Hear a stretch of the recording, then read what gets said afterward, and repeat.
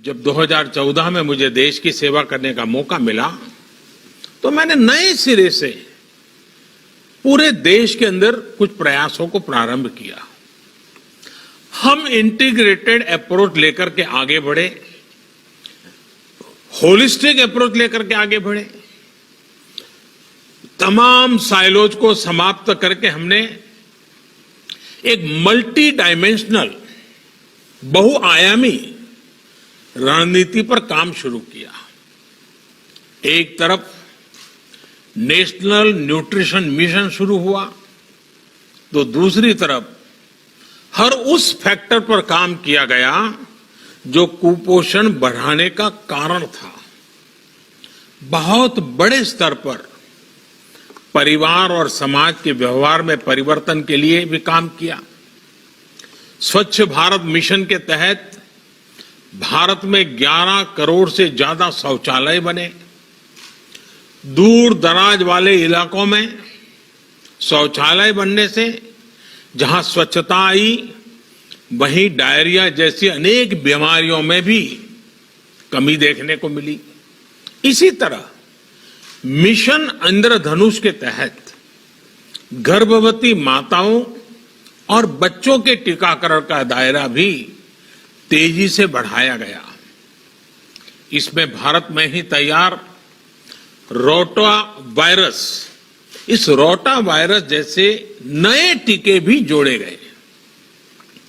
गर्भावस्था और नवजात शिशु के पहले 1000 दिनों को ध्यान में रखते हुए मां और बच्चे दोनों के न्यूट्रिशन और केयर के लिए, उसके लिए भी एक बड़ा अभियान शुरू किया गया।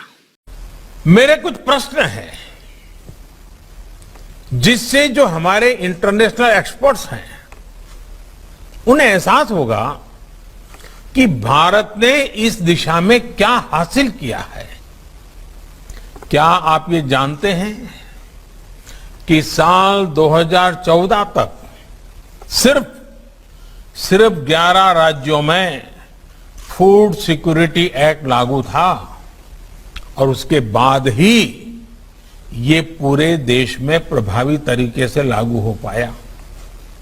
क्या आप जानते हैं कि कोरोना के कारण जहां पूरी दुनिया संघर्ष कर रही है, वहीं भारत के किसानों ने इस बार पिछले साल के प्रोडक्शन के रिकॉर्ड को भी तोड़ दिया।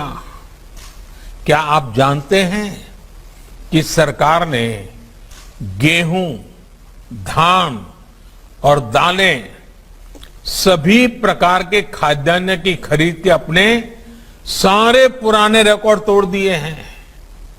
क्या आपको ये पता है कि पिछले साल के 6 महीने की इसी अवधि की तुलना में एसेंशियल एग्रीकल्चरल कमोडिटीज के एक्सपोर्ट में 40% से ज्यादा की बढ़ोतरी हुई है। क्या आपको पता है कि देश के 28 राज्यों और केंद्र शासित प्रदेशों में खाद्य सुरक्षा को सुनिश्चित करने वाला one nation one ration card system लागू हो चुका है।